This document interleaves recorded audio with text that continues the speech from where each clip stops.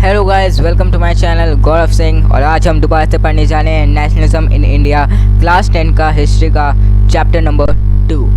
तो वैसे भी गाइस आपको मैंने वीडियो बना के दे दिया है कि सिलेबस जो भी डिडक्शन हुआ है हर सब्जेक्ट में उसकी वीडियो मैं बना चुका हूँ। उसको आप देख सकते हैं मेरे चैनल पर जाकर, ठीक है गाइस। वहाँ से आप समझ सकते हैं कौन कौन से सिलेबस, कौन कौन सा टॉपिक और चैप्टर्स हटे हैं सोशल से, मीन्स उसमें और जितने सब्जेक्ट हैं ऑल सब्जेक्ट का दिया हुआ है, ठीक है। तो चलिए गाइस स्टार्ट करते हैं। आज हम क्या पढ़ेंगे? नेशनलिज्म इन इंडिया पढ़ेंगे, ठीक है।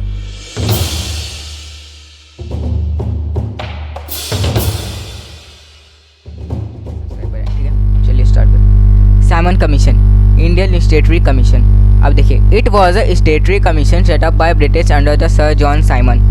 ये स्टेटरी कमीशन जो थी वो सेटअप की गई थी किसने? सर जॉन साइमन ने सेटअप की थी, ठीक है।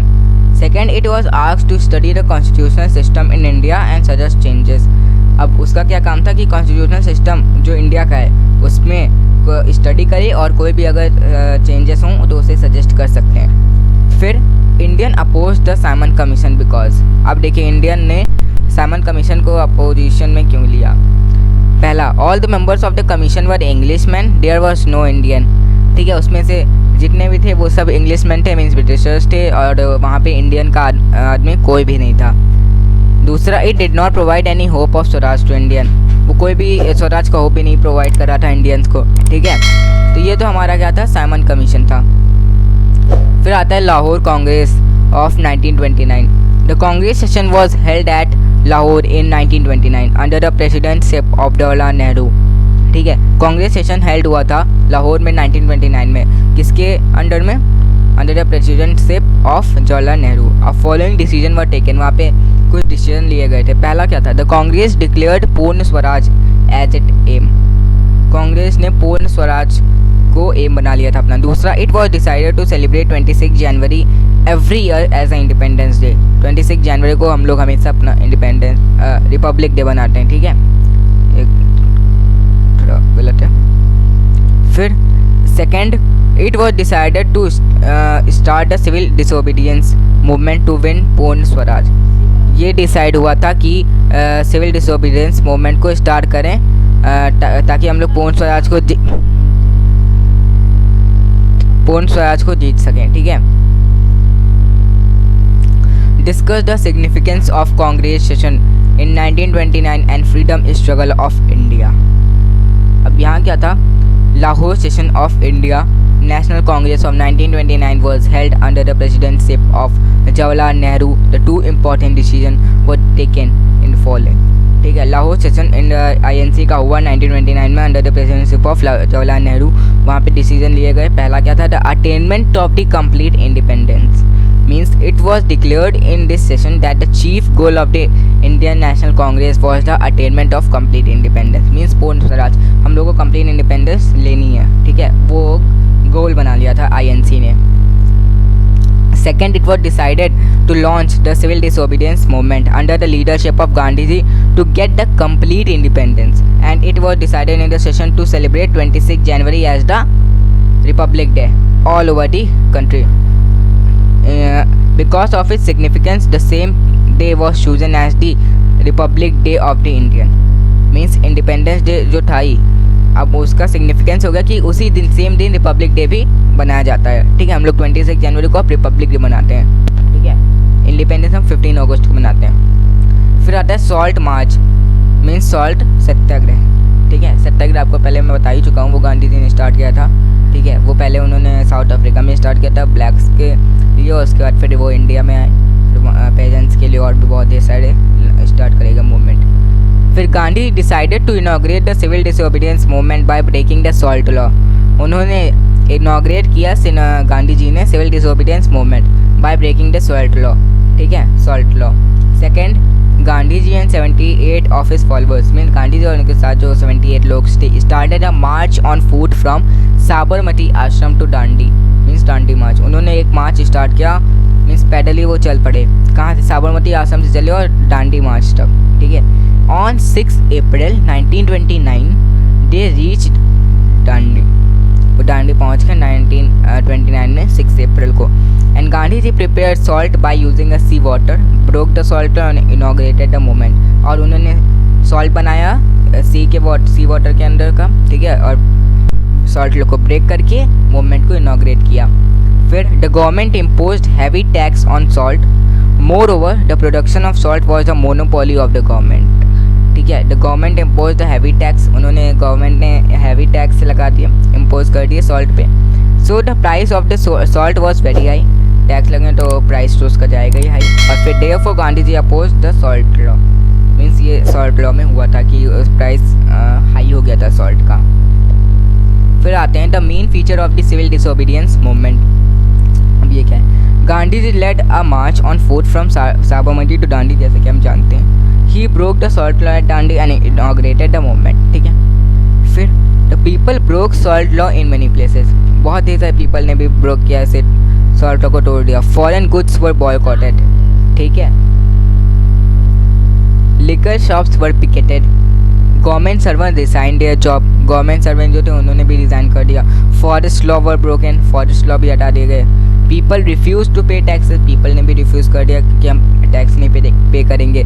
लीडर्स वर अरेस्टेड, ठीक है, and workers attacked government officers. फिर थर्ड पॉइंट क्या है? Gandhi ji called off the movement on 5 March 1931 under the Gandhi Irwin pact, उन्होंने मूवमेंट कॉल्ड ऑफ किया कब?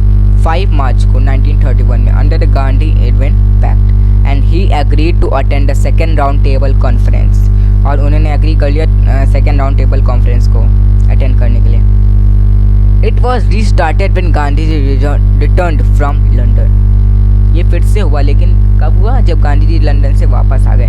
And it was finally called off in 1934। फिर differences between non cooperation movement and civil disobedience movement, difference क्या है इसमें? People refuse to cooperate with the government during the non cooperation movement, ठीक है, people ने refuse कर दिया cooperate करना गवर्नमेंट के साथ, कब? जब नॉन कॉपरेशन मूवमेंट चल रहा था। And people broke the law during the civil disobedience movement, and people ने लॉ को ब्रेक कर दिया कब? Civil disobedience movement. तो ये एक हमारी सिमिलरिटी डिफरेंस हो गया, ठीक है। दूसरा, Muslim participated in large number in non cooperation movement, Muslim बहुत ढेर सारे थे। Muslim participation was less in civil disobedience movement, civil disobedience movements में मुस्लिम कम थे, ठीक है। फिर no tax campaign was not there in non cooperation movement, ठीक है, कोई भी टैक्स कैंपेन नहीं था नॉन कॉपरेशन मूवमेंट में। फिर people refuse to pay taxes in civil disobedience movement, people ने रिफ्यूज़ कर दिया टैक्सेस को पे करना, ठीक है, उन्होंने मना कर दिया टैक्स पे करने से। फिर हम आते हैं social group which participated in civil disobedience movement. पहला, रिच पेजेंट्स, ये क्या था? Depression and fall in prices affected them badly, means fall in prices and depression ने बहुत बुरी तरीके से अफेक्ट किया था किसी रिच पेजेंट्स को। They demanded reduction in land revenue, ठीक है, and Swaraj meant reduction of tax for them, ठीक है। सेकेंड पॉइंट आता है poor pageants, depression affected them badly, उनको भी डिप्रेशन ने बहुत बैडली अफेक्ट किया। They demanded reduction in rent, उनको रिडक्शन चाहिए था रेंट में, ठीक है। रिच पेजेंट्स को रिडक्शन किस में चाहिए था? लैंड रेवेन्यू में। And Swaraj meant reduction for rent, ठीक है, रेंट फॉर दम। फिर आते थर्ड, बिजनेस क्लास जो लोग, they demanded protection against the import of foreign goods, ठीक है, and they wanted a rupee sterling exchange rate that would discourage import. They form the Indian industrial and commercial Congress in 1920, वो Indian industrial और commercial Congress form बनाए 1920 में। They also form the federation of the Indian chamber of commerce and industry 1920 में। They gave financial help to the movement and refuse to sell the foreign good, ठीक है। फिर हम आते हैं industrial workers, they were poorly paid, उन्हें पैसा बहुत कम मिलता था। Condition of work was miserable. Swaraj meant better wages and working condition for them, ठीक है, स्वराज जो था उसने वेजेस को उनको थोड़ा अच्छा करा और वर्किंग कंडीशन भी अच्छी करी, ठीक है। Railway workers and dockyard workers conducted strike, अब रेल में जो वर्कर्स थे और डॉकयार्ड मीन शिप वाले जो उसे कहते हैं डॉकयार्ड, वहाँ के जो वर्कर्स थे उन्होंने स्ट्राइक कर दी। एंड वर्कर्स इन माइंस वोर Gandhi cap and took part in rallies, उन्होंने कहा, और माइंस में जो वर्कर्स थे उन्होंने गांधी जी की कैप पहनी और पार्टिसिपेट करने के रैली में, ठीक है, रैली में। फिर हम आते हैं why did different social group join the civil disobedience movement. अब देखिए इन लोग ने ज्वाइन तो किया, ठीक है, अब क्यों किया ये देखिए। In the country side the rich pageants communities like the Jats of UP and Patidar of Gujarat were active in this movement, ठीक है। वो सब एक्टिव थे कहाँ के, यूपी के जाट और गुजरात के पाटीदार जो थे। Second, Indian merchant and industrialist wanted protection against import of foreign goods and the rupee sterling foreign exchange ratio that would discourage import. Second, they wanted to end the colonial control over Indian economy. Colonial rule भी चला था तो उसको भी ख़त्म करना था। They joined the civil disobedience movement and gave financial assistance and refused to buy or sell imported goods. उन्होंने रिफ्यूज़ कर दिया कि हम बाहर की चीज़ें, फॉरेन की चीज़ें नहीं लेंगे क्योंकि वो बॉयकॉट होने लगी थी। फिर another important feature of civil disobedience movement was a large scale participation of women. अब उसमें वुमेन बहुत ढेर सारी थी। During Gandhi's salt march, thousands of women came out of their home to listen to him. जब गांधी जी का salt march हो रहा था तो thousands of women आई गांधी जी को सुनने के लिए, ठीक है। They participated in protest march and manufactured salt, ठीक है। उन्होंने सॉल्ट भी बनाया वुमेन्स। फिर आता है picketed foreign cloth and liquor shops, ठीक है। फॉरेन क्लोथ्स और लिकर शॉप्स को पिकेट किया गया। मैनी वेंट टू जेल, बहुत ही सारे लोग जेल भी गए। There were strikes by railway workers in 1930 and dock workers in 1932, ठीक है, जैसे कि हमने पढ़ा है पीछे, ठीक है। Railway workers and dockyard workers conducted strike. In 1930, thousands of workers in Chota Nagpur tin mines wore Gandhi cap and participated in protest rally and boycott campaign. ये भी हमने पढ़ा है लास्ट में। Workers in mine wore Gandhi cap and took part in rallies. Rallies में part लेने लगे workers जो माइंस में काम करते थे। फिर आता है why did rich peasants community join the civil disobedience movement and why did not they join when it was relaunched in 1932? पहले ज्वाइन किया लेकिन बाद में क्यों नहीं किया। देखिए पहला क्या है, तो in country side rich pageants communities like Patidar of Gujarat and Jat of Uttar Pradesh join the movement, ठीक है। दूसरा, being producer of commercial crop they were very hard hit by the trade depression and falling prices, ठीक है। बहुत ही बुरी तरीके से हिट हुए थे ट्रेड डिप्रेशन और फॉलिंग प्राइस से। As their cash income disappeared and they found it impossible to pay the government revenue, ठीक है।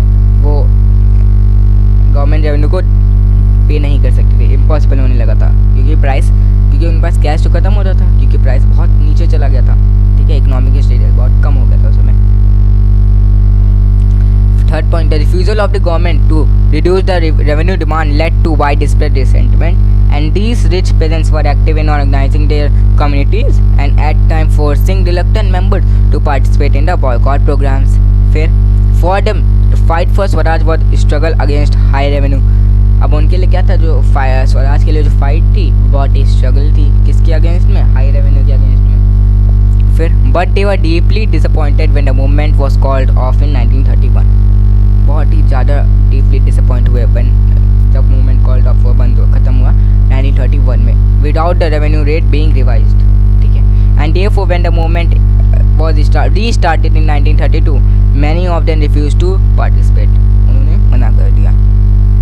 फिर आते हैं why did not the poor peasants join the civil disobedience movement, ठीक है। पुअर जो पेजेंट्स जो उन्होंने क्यों नहीं ज्वाइन किया। दूसरा क्या है question, why was the relationship between the poor peasants and the Congress remained uncertain during civil disobedience movement. ये पहला पॉइंट क्या है, the poor peasants were not just interested in lowering the revenue of the demand, ठीक है। वो इतनी interest नहीं थे कि रेवेन्यू डिमांड की एकदम से लो हो जाए। Many of them were small tenants cultivating land and they had rented from landlords, क्यों बहुत ही स्मॉल फार्मर्स जो थे, पेरेंट्स जो थे वो कल्टिवेट करते थे और लैंड पे, और जो कि रेंट किससे लिया गया था, लैंडलॉर्ड से, उनका खुद का भी ज़मीन नहीं थी। दूसरा, as the depression continued and cash income decreased a small tenants found it difficult to pay their rent. जैसे ही डिप्रेशन कंटिन्यू हुआ और कैश इनकम डिक्रीज हुई, वैसे ही स्मॉल टेनेंट्स को डिफ़िकल्टी आने लगी कि अब कैसे वो रेंट पे करें अपने लैंड का, ठीक है। And they wanted the unpaid rent to the landlord to be remitted, ठीक है। उन्हें अनपेड रेंट वाला लैंड चाहिए था।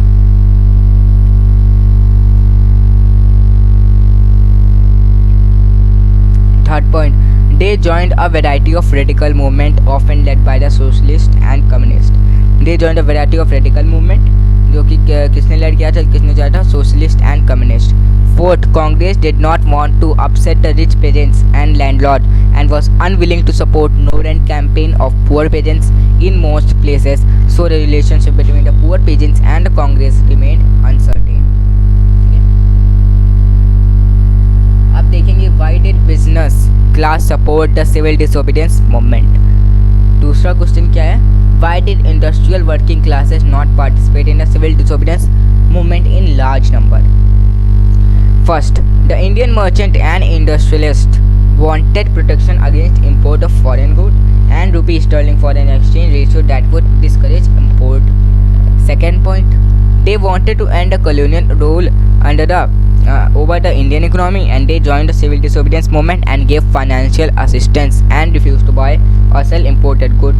ये हम पहले भी पढ़ चुके हैं. Third, most businessmen came to see Swaraj as a time when colonial restriction on business would no longer exist and trade and industry would flourish without constraint. Fourth, as the industrialists came closer to the Congress, workers stayed aloof. The Congress was reluctant to include workers' demand as part of its program of struggle, and it felt that this would alienate industrials and divide the anti-imperial forces. Alienate का मतलब क्या होता है, ये आप मुझे comment में बताइएगा. ठीक है, मैंने पिछली वीडियो में आपको जब हम सिविक्स का पढ़ रहे थे तो आपने फर्स्ट चैप्टर में पढ़ा होगा पावर शेयरिंग में. ठीक है, जो मैंने वीडियो बनाया उसमें मैंने एलिनेट की मीनिंग बताई है, तो आपको अगर याद होगी तो आप कमेंट करके ज़रूर बताइएगा. How did the Indian merchant and industrialist protect their interest. ठीक है, पहला point, to organise business interest they reformed the Indian industrial and commercial Congress in 1920 and the federation of the Indian chamber of commerce industry FICCI. ठीक है, अगर full form भी post लेते हैं कभी कभी तो क्या होगा, federation of Indian chamber of commerce and industries इन 1927. ठीक है, दूसरा, led by prominent industries like Purushottam Das, Thakur Das and GD Birla. The industrialist attacked colonial control over the Indian economy and supported the civil disobedience movement when it was first launched, and they gave financial assistance and refused to buy or sell imported goods. फिर आता है, describe the participation of the movement in civil disobedience movement. First, an important feature of civil disobedience movement was the large scale participation of women. During Gandhi's salt march, thousands of women came out of their home to listen to him. They participated in protest march, manufactured salt and picked at foreign clothes and liquor shops, and many went to jail. Second. Third, in urban areas, these women were from high caste family. In rural areas, they came from rich parents' household, moved by Gandhiji call, and they began to see service to the nation as a sacred duty of women. ठीक है, अब हम question पढ़ेंगे. Why did the participation of the women in large number in movement not bring any radical change in the position of Indian women? ठीक है, पहला point इसका है, गांधी जी. देखिए, ये सब क्वेश्चन है, कुछ मेन क्वेश्चन है, क्वेश्चन भी और फिर आपको चैप्टर की मीनिंग भी बताऊंगा मैं कैसे क्या चैप्टर में दिया है. ठीक है, तो बीच बीच में क्वेश्चंस भी हैं और एक्सप्लेनेशन भी है.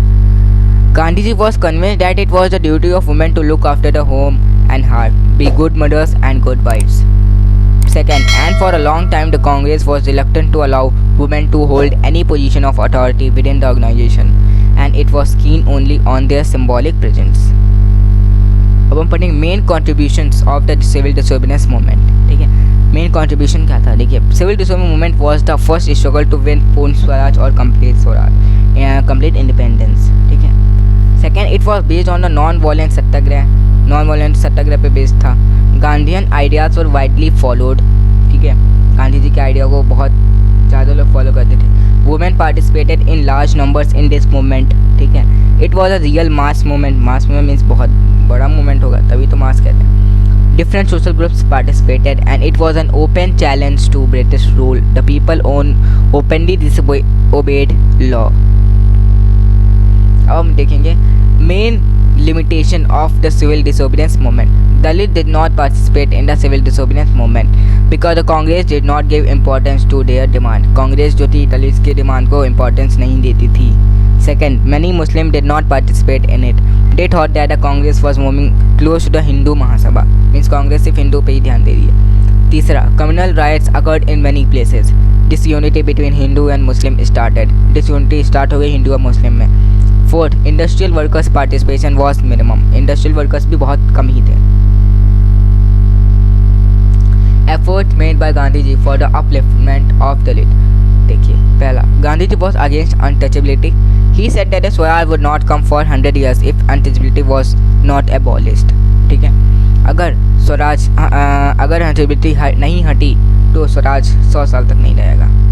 He called the untouchable Harijan or sons of God. Third, he organized satyagraha to get temple entry and access to public wells, tanks, road and schools for Dalit.